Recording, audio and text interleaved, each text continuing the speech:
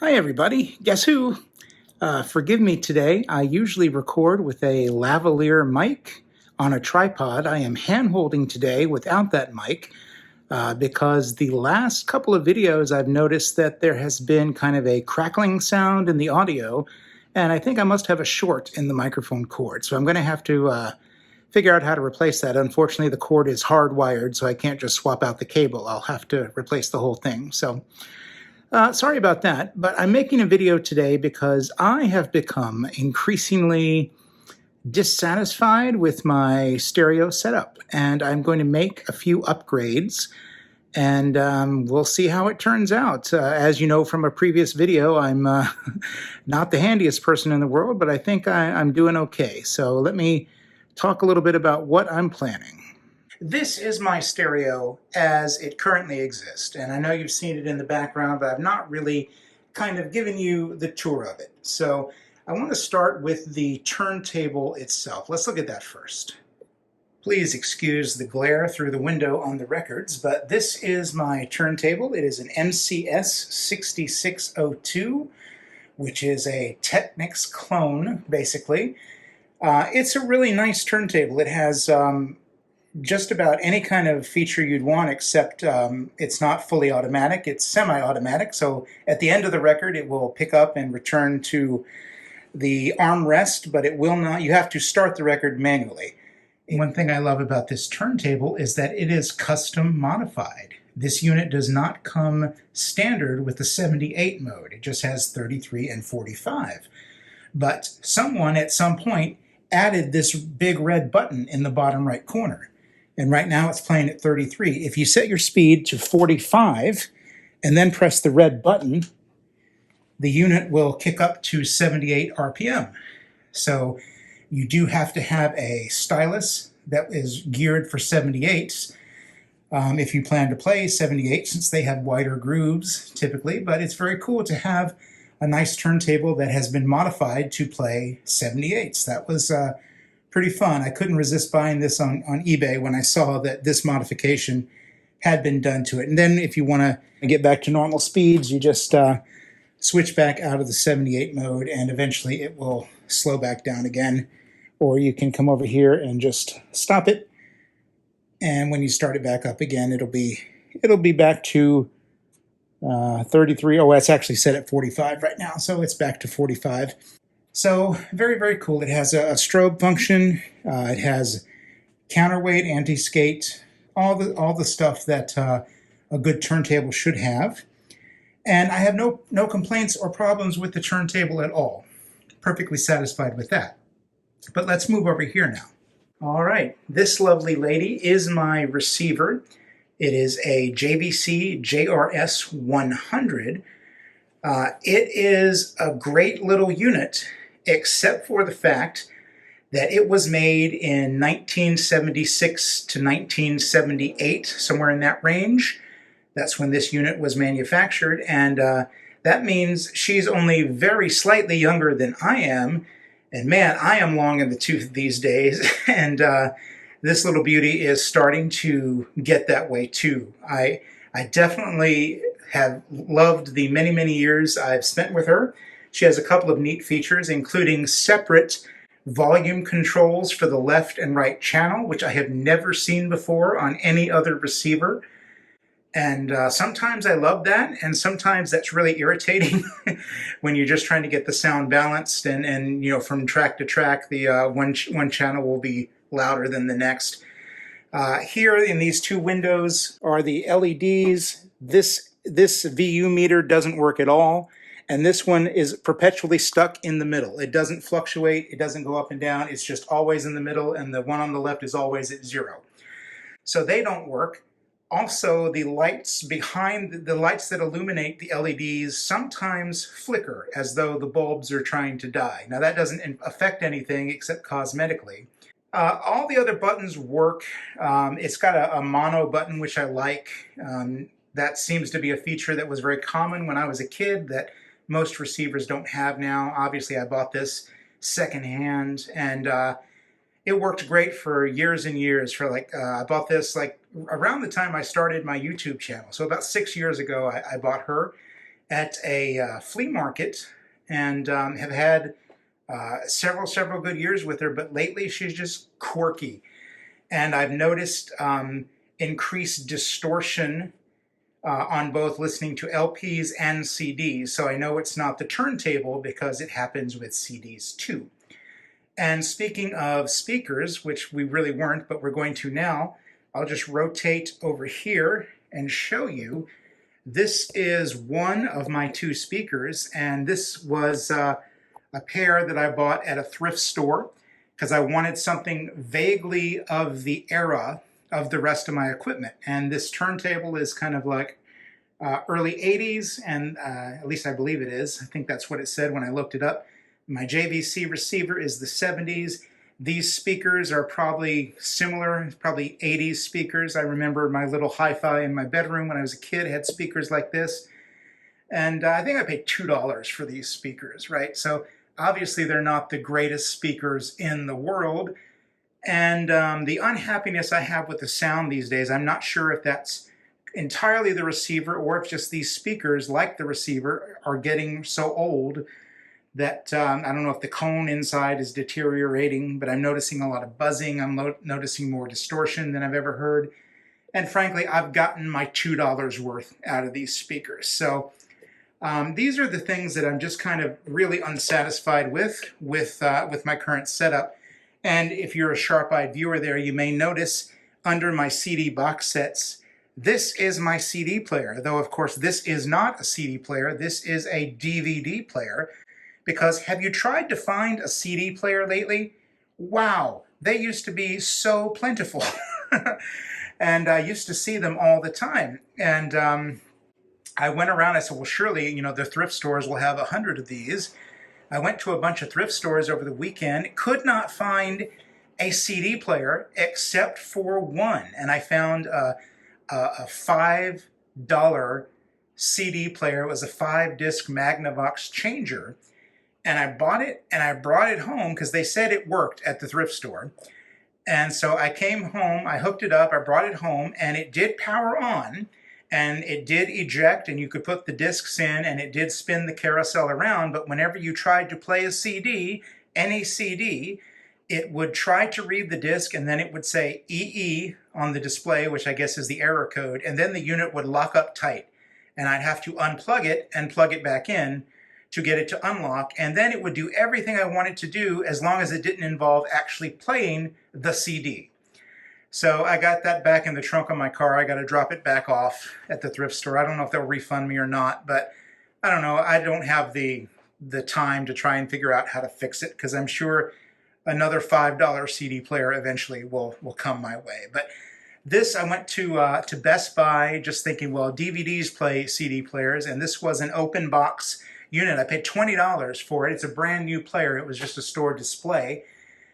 Works great. My only complaint with it as a CD player is that I think when you insert a disc, it tries to read it as a DVD first, and then eventually it will go down, okay, it's not a DVD, is it this, is it that? Okay, it must be a CD. So once you put a disc in, it takes a good 30 seconds before it'll say, okay, that's a CD, and then it'll start playing. So a little bit irritating, and it is as basic as it can be. The front of the unit, it has play, eject, and stop, and that's it. So if you want to skip tracks, you got to use the remote, which is over there, which is fine. You know, it's 20 bucks. It is what it is, and I'm glad I could, you know, I'm glad that they still include CD playback on cheap DVD players. But that's the good thing about having a modular system. You can kind of update things, upgrade things on a rotating basis. You know, you don't have to set out thousands of bucks all at once like you used to have to do. You know, my cousin did that when he bought this huge stereo system from Japan in the 80s. I think he spent about $2,000 in 1982 money to buy this amazing hi-fi system all at once. So what does that mean for me? What am I going to do? Well, here is my plan. I have here a pair of bookshelf speakers which are highly rated. They were about $120 on Amazon, and I looked at all the powered speakers I could find because I know a lot of people are using these with great success with turntables. And no matter what the price was, whether it was like $99 up to like $400 for speakers like this, they were all rated 4.5 stars, I noticed. So I decided to go not for the absolute cheapest, but something a little bit of a step better, because these, I guess, I've seen lots of reviews of these. People really seem to like these speakers. So I am going to hook these up and replace the speakers I have. And because my old receiver had a built-in phono preamp, and these speakers do not, that means I now have to have a preamp. So I have bought here, I believe it's Fosi, yes, Fosi Audio, and this is a tube preamp, which I've always wanted but have never had an excuse to buy because my receiver had a phono preamp. But since I have to buy one, I decided, well, let's have a little fun and get a tube preamp, because tubes are fun to look at, if nothing else. So this is what I'm going to be trying out. And, you know, this doesn't have to be the end of my upgrading my system, but I think it will now that I've just installed the Edifier Red cartridge on my turntable. I think this will be a good way to enjoy some better sound than what I've had, because my stereo sounds okay. Especially if it's quieter acoustic-based music, it sounds really good. But if I'm playing AC/DC or, you know, even some heavier tracks like Helter Skelter by the Beatles, my speakers and receiver just can't keep up with that anymore. It's distorting. It sounds pretty bad. So these are my upgrades. The preamp, by the way, I think was around $60 or $69, and then the speakers were about $120. And then Amazon had something where if you got a coupon where if you bought these, you got like, I don't know, $5 off or something. And I had some points, so it didn't cost me all this out of pocket, but it cost some. And I am going to go ahead and set this stuff up, and then we will see what kind of a difference this makes on my hi-fi. All right, there we go. There's the first speaker. I have already set it up. These do have grills on the front, and I removed mine because I just think they look cooler this way. But I'll show you what they look like here. And the old speakers are no longer hooked up, but I'm just kind of using them as speaker stands for the new speakers for now until we make sure that this is working the way we want it to work. I've got the receiver disconnected, and I did go ahead and give these a try a moment ago, and I don't have the preamp hooked up yet, so just for CDs, and wow, it sounds great. So I'll have to talk over this so we don't get a copyright strike here. But I just grabbed a Beach Boys CD that I had handy, and I'll turn these up loud as a remote control. There's really strong bass. I'm surprised how good the bass is, how loud it is. And turning it up nice and loud, I get no distortion, unlike my old speakers. So I'm going to turn this back down. In fact, I'm going to pause it because I don't want the YouTube police after me. But I'm sure that didn't come across through YouTube as well as it does here. Just trust me when I say that is a night and day difference. They are not the best sounding speakers I've ever heard in the world, but they are the best $100-ish speakers I've ever heard, and they're a lot better than this, which served me well for many years. So this is a major upgrade for me. It sounds great. It sounds, you know, concert-y here in my little living room. So, all right, so far, audio sounds great. Now let's get that preamp hooked up. All right, here is the tube preamp. One thing I really like is that it has adjustable gain settings. On my old receiver, I always thought the preamp was a little hot. The sound came in, I had to play it at a very low volume or else it would distort. And this gives me options on how much I want to bring it in. There's also a headphone jack there. No, that's an input, not an output. So I guess I could connect like my phone through here or something if I wanted to. I wonder why they did that. Can't imagine what I'd use that for, but okay. And obviously here's where the tubes go, and the tubes themselves, I guess, are these two boxes. I know you're not supposed to handle tubes without gloves, so I will try and get those installed. Okay, got the preamp hooked up, and they're glowing blue, which is very cool. I'm going to start here with just the medium setting on the, on the preamp. And we are going to test it out with the birds and see how we go. And again, sorry for the shaky cam, but I'll have to talk over this so that we don't get any kind of a copyright thing. But let's see.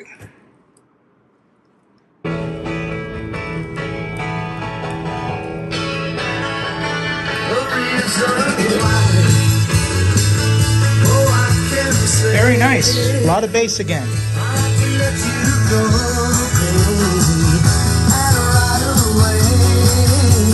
Sounds great. Let's hear the treble on those harmonies. Here we go. Nice. All right. That's that mono copy of the Bird's Greatest Hits I showed in a recent video that I found for a couple bucks. Sounds great, and I would love to play the whole thing, but you know, YouTube is picky about that. So overall, gang, I got to spend some more time with it, of course, but I couldn't be happier with the way that turned out. These speakers fill my room much better than these did, and they sound clearer. There's more bass. There's less muddiness. I don't hear distortion. And yeah, I'm really pleased with the way this turned out. Let's check the preamp settings. That's one thing we didn't do. So drop this back down. Okay, medium to high. Medium and low. And off. Yeah, medium seems about right. Well, I couldn't be more pleased for the price. Neither of these were expensive items, but they really increased my enjoyment. And of course, I got to pick up all these cords now that are all over the place and wire the things so that when my girlfriend gets home, she doesn't freak out with the way wires are everywhere. But I think it sounds really good. And for such cheap speakers, I mean, are these going to be my final ever speakers? Probably not, but again, that's the thing about upgrading in stages. And I have another little turntable and CD combo unit in my bedroom that have just the built-in awful speakers. So once I get tired of these out in the main room, they will probably move to the bedroom, and I'll have a good sound in there, which is where I do my work, do most of my work in the bedroom. So it'll be nice to have better sound in there. So hey, this turned out really well, and after I give this another day or two to make sure there is no unforeseen problems, I will probably rehome this beautiful receiver, so I don't know that you're going to see her again in another video. So she's been a good girl, and sad to see her go, but clearly it's time. So hopefully she'll go to someone who knows more about rebuilding them than I do. So. All right, thanks so much for watching, and please like and subscribe if you haven't, and I will talk to you again soon.